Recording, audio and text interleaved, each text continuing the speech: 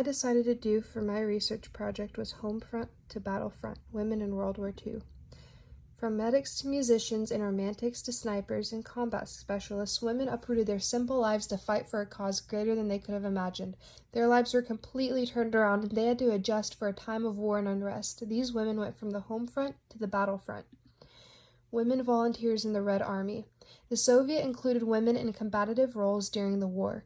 An estimated 8% of the Red Army was made up of women in roles from medics to snipers. One of the key factors Latvian women decided to volunteer was the desire to be in front of lines and get away from the hardships back at home, such as starvation and no warm clothing.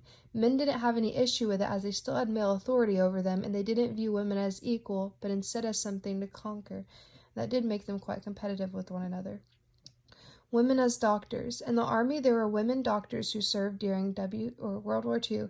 Not only did women have to take over many doctor and nursing jobs back at home, but some were even selected to serve overseas, although it was quite limited. Female doctors who were captured as prisoners of war had a lot of stress to keep up the health and heal those around them. Due to gender discrimination, many women's abilities were very limited. Women in the band. Many of the women who were in the military bands previously taught music. They had outstanding education and performance backgrounds, making them excellent choices for military bands. The women claimed that their time in the military ensembles were very impactful and important to them. These women used the skills they had learned and taught throughout their lives to serve their country during the war. Less recognition for wartime efforts. The women in the Australian Land Army were told that they were equal to the women's auxiliary services and would receive the same eligibility for post-war benefits and protections, but that never went through. The women were misled into serving the army without any privileges to be gained from it once the war was over.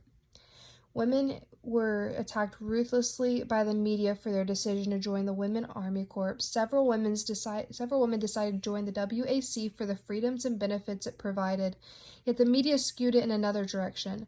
Female soldiers were called lesbians or rumored to be sleeping around. A lot of society didn't like how women were in stereotypical masculine roles, so they demonized and defamed the soldiers. Romance in World War II, South Australia.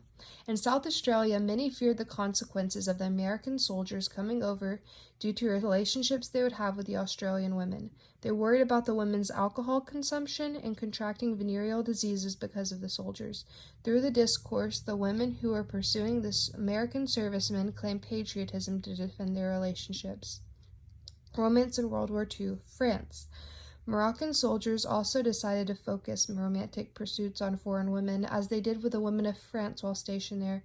Some of the French military was opposed to this, as the Muslim soldiers had very different beliefs they held on to, but other soldiers were pretty indifferent to the situation overall. Racial discrimination.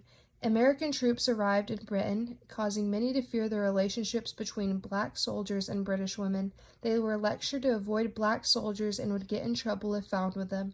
Many British women were attracted to black soldiers due to their manners and their music-based culture. British women had approximately 1,700 mixed-race babies anyhow, even though they faced racial discrimination and were called terrible names for it. Assault in the military. Female veterans were surveyed anonymously, but out of 52, 90% were subjected to some form of military sexual trauma, but only 15% reported the incident. Over half of the assailants were higher ranking, and the majority of women remained silent due to fear of retaliation and the status of the perpetrators. A significant amount of women in the military face sexual assault, and many of it goes undocumented due to the fears that come along with reporting incidents. Conclusion.